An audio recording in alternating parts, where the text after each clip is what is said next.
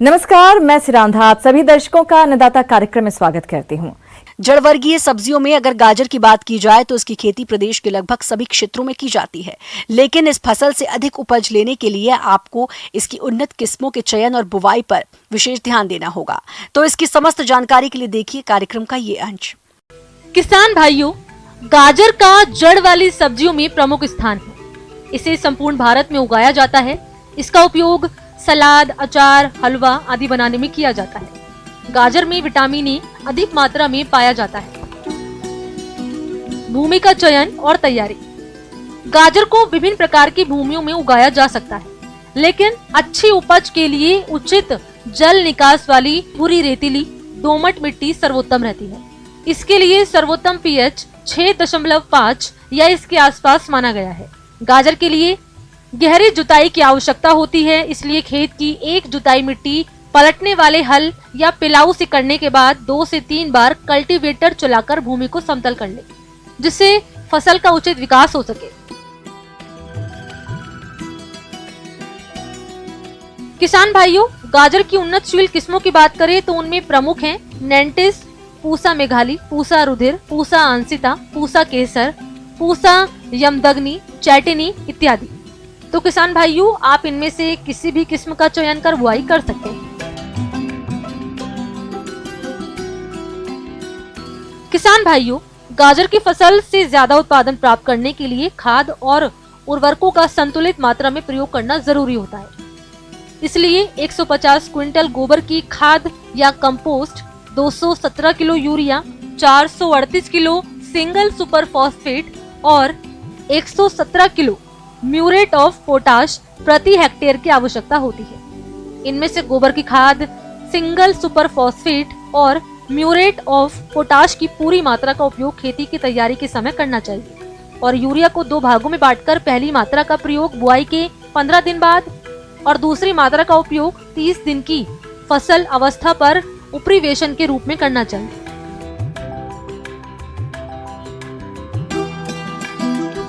किसान भाइयों, गाजर के बीज की मात्रा उसकी जाति और बुआई की विधि पर निर्भर करती है, लेकिन सामान्य तौर पर गाजर की बुआई के लिए 5 से 6 किलो बीज प्रति हेक्टेयर की आवश्यकता होती है।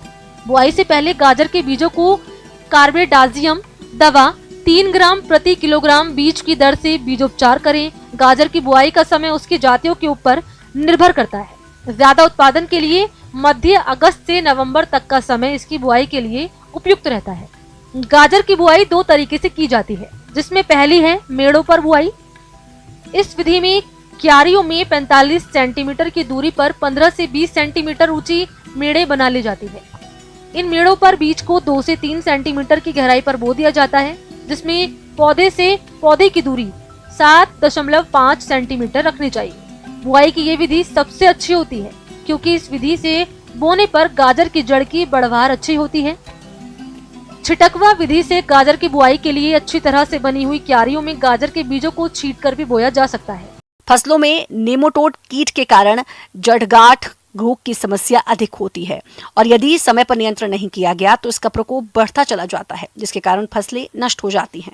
तो किसान भाई, समय रहते सूत्रकृमि का नियंत्रण किस तरह से करें, इस बारे में जानते हैं डॉक्टर इरफान खान से। नमस्कार किसान भाइयों, आज अपन बात करेंगे सूत्रकृमि या नेमेटोड की।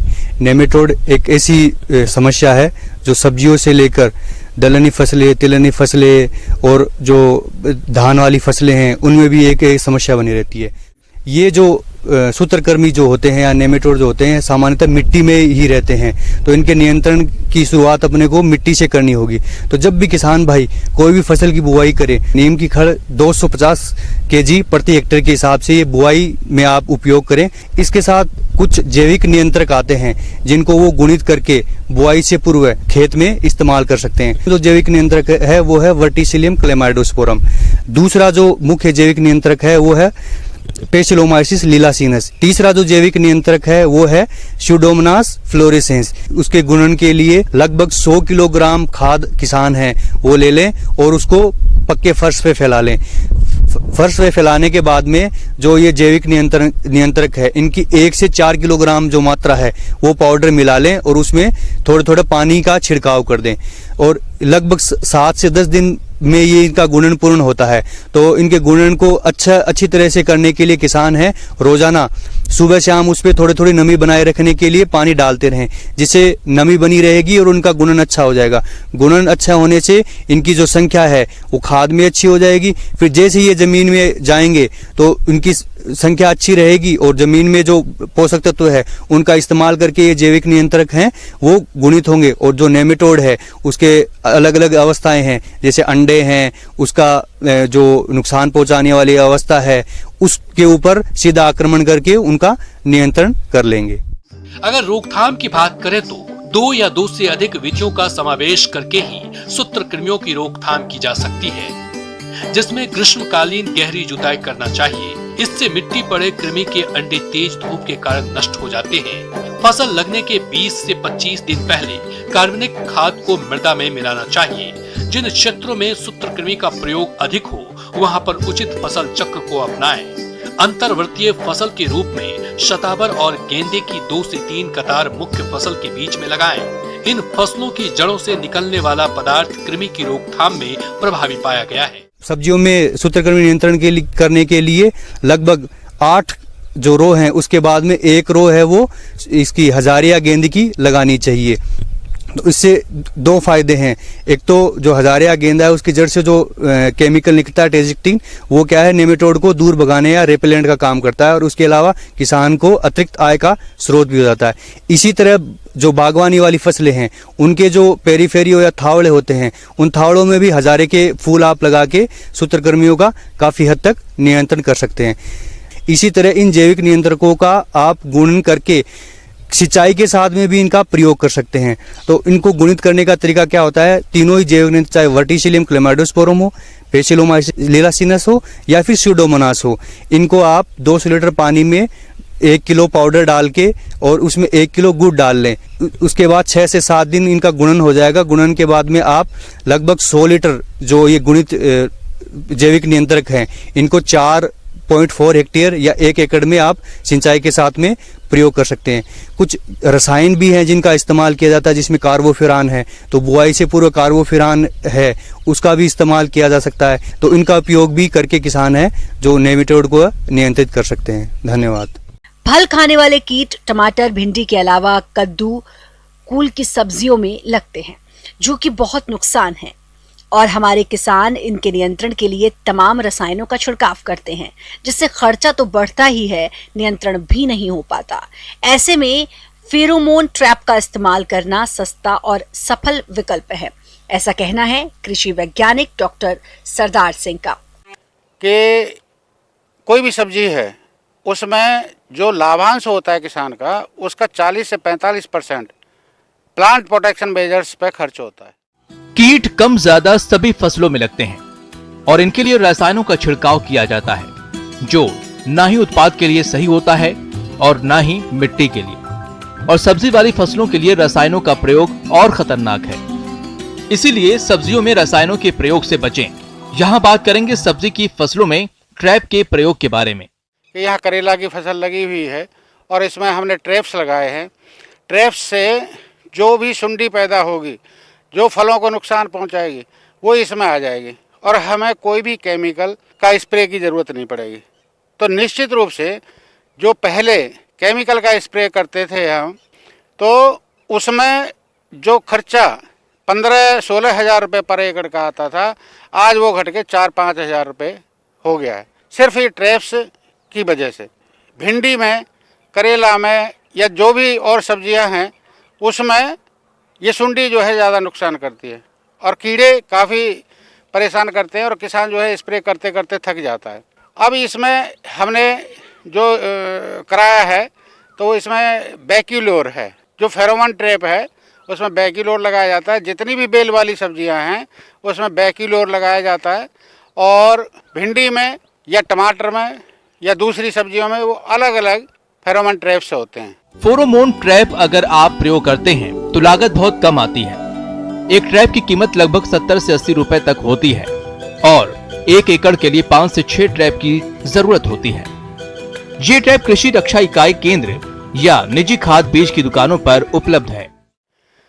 तो इस तरह से इनकी जो खर्चा है वो कम कर दिया जाएगा तो निश्चित रूप से किसानों की आमदनी बढ़ेगी। मौसम के अनुसार प्रबंधनों पर ही टिकी है आपकी खेतीबाड़ी, इसलिए मौसम पूर्वानुमान और उस पर आधारित साप्ताहिक कृषि सलाह इस प्रकार है। ग्रामीण कृषि मौसम सेवा एवं कृषि अनुसंधान केंद्र स्वामी केशवानंद राजस्थान कृषि विश्वविद्यालय बीकानेर द्वारा भेजे गए मौसम पूर्वानुमान रिपोर्ट के आधार पर किसान भाइयों को सलाह दी जाती है कि किसान भाई महामारी कोविड-19 से बचाव हेतु भारत सरकार व स्वास्थ्य विभाग की गाइडलाइन को मानते हुए आपस में कम से कम 1 मीटर की दूरी बनाए रखें। जहां कहीं भी खरपतवार हो उसे नष्ट करें। मूंगफली में टिक्का रोग व प्रकोप होने पर 2 ग्राम मैकोजेब प्रति लीटर पानी में मिलाकर छिड़काव करें।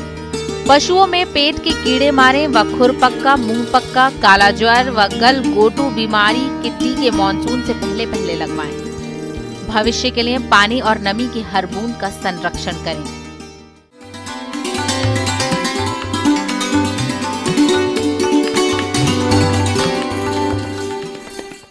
अन्नदाता हेल्पलाइन निःशुल्क फोन संपर्क सेवा के माध्यम से आपके द्वारा पूछे गए प्रश्नों में से 1 या 2 महत्वपूर्ण प्रश्न को हम अपने कार्यक्रम में शामिल करते हैं। इसी के तहत आज का चयनित प्रश्न और उसका जवाब इस प्रकार है। निःशुल्क अन्नदाता हेल्पलाइन में आज हमने जिस प्रश्न को शामिल किया है उसे पूछा है जयतारण जिला पाली के मनोज कुमार ने। आपकी मूंग की फसल में कीट और रोगों का प्रकोप हो रहा है, आपने इनकी रोकथाम के लिए जानकारी चाहिए है। तो मनोज जी, इसके लिए देखिए कार्यक्रम का यह अंश। हम दलहनी फसलों में देखते हैं तो मूंग जो है, मूंग की फसल की हम अगर बात करते हैं तो यह मुख्य दलहनी फसल है और इसके अगर हम उत्पादन की बात करते हैं तो हम लगाने के बाद इसका उत्पादन जो है कई विभिन्न कारणों से जो है कम हो सकता है। उसमें मुख्य रूप से इसमें रोग भी जो है वो बीच बीच में लगते रहते हैं। किसान भाइयों, मूंग की फसल को सबसे अधिक नुकसान पीला मोजेक रोग द्वारा पहुंचाया जाता है। तो आप इस रोग की पहचान कर नियंत्रण के लिए क्या करें, आइए जानते हैं। अब हम चूंकि किसान भाइयों चर्चा कर रहे हैं मूंग की, तो अगर हम खड़ी फसल में देखते हैं तो मुख्य रूप से आपको एक येलो मोजेक वायरस के द्वारा होने वाली बीमारी दिखती है, जिसको हम येलो मोजेक रोग भी कहते हैं। यह येलो मोजेक रोग जो है एक छोटी सफ़ेद मक्खी के द्वारा फैलता है। ये छोटी सफ़ेद मक्खी जो है इस रोग के वाहक के रूप में रहती है और विषाणु को एक पौधे से दूसरे पौधे पे फैलाती है। अब ये मक्खी जो है किस तरह से रोग को फैलाती है, तो ये रोगग्रस्त पौधों पे बैठ कर जब उसका रस चूसती है तो ये विषाणु जो है उस मक्खी के अंदर पहुंच जाते हैं और वहाँ से जब ये स्वस्थ पौधों में पहुंचती है तो ये विषाणु का संचरण कर देती है। शुरुआत की 3 पत्तियां हम देखते हैं, उन पत्तियों पे लक्षण हमको सर्वप्रथम दिखाई देते हैं और ये लक्षण जो है पीले धब्बे के रूप में होते हैं। ये पीला रोग जो है धीरे धीरे फैलता जाएगा और दूसरी पत्तियों पर भी फैल जाता है। पत्तियों के अगर ऊपर रोग आता है तो उसकी प्रकाश संश्लेषण की क्रिया कम हो जाती है, जिससे पौधों में भोजन बनाने की क्षमता गिरती जाती है। इसके अलावा अब जो उसमें लगने वाली फलियाँ हैं उनमें दानों की संख्या कम हो जाती है, लगने वाली पौधों में लगने वाली फलियों की संख्या कम हो जाती है, दानों का वजन कम हो जाएगा, उससे आपका उत्पादन जो है प्रभावित होता है। कई बार अगर पौधा अत्यधिक रोग ग्रसित हो चुका है तो ऐसे पौधों में फलियां भी नहीं लगती। हमको ये ध्यान रखना है कि अगर हमको ऐसे रोग हमारे खेतों पे दिखाई देते हैं तो उनके नियंत्रण हेतु जो है हमको सर्वप्रथम जो है ऐसी किस्मों का चयन करना है जो रोग के प्रति प्रतिरोधी हों।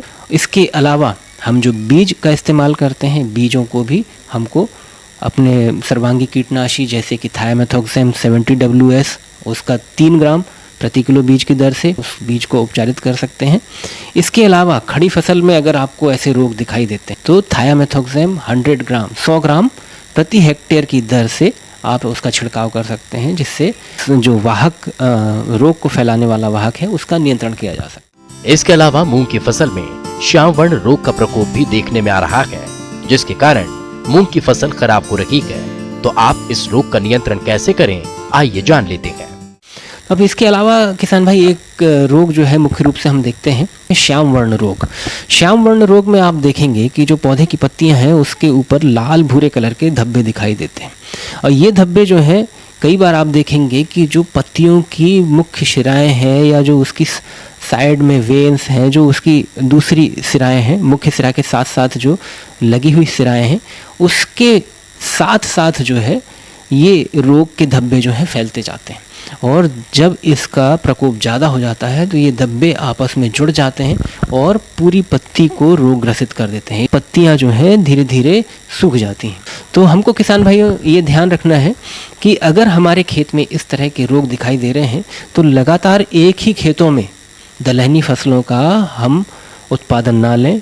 हम जब भी बीज की बुआई करें उसको थायरम प्लस कार्बेंडाजिम, ये दवाई आती है जिसका 2:1 में हम बीज को उपचारित करके ही बोएं। साथ साथ हम अगर खड़ी फसल में देखते हैं तो खड़ी फसल में भी आप कार्बेंडाजिम 1.5 ग्राम प्रति लीटर पानी की दर से, या आप मैनकोजेब नामक दवाई आती है जिसको कि 2.5 ग्राम प्रति लीटर पानी की दर से भी आप छिड़काव करके रोग का प्रबंधन कर सकते हैं, और इस तरह से आपके रोगजनक का नियंत्रण में सहायता करेगा। तो धन्यवाद किसान भाइयों, आज की चर्चा में बस इतना। आइए अब एक नजर डालते हैं राज्य की कुछ चुनी हुई मंडियों के प्रमुख फसलों के बाजार भाव पर।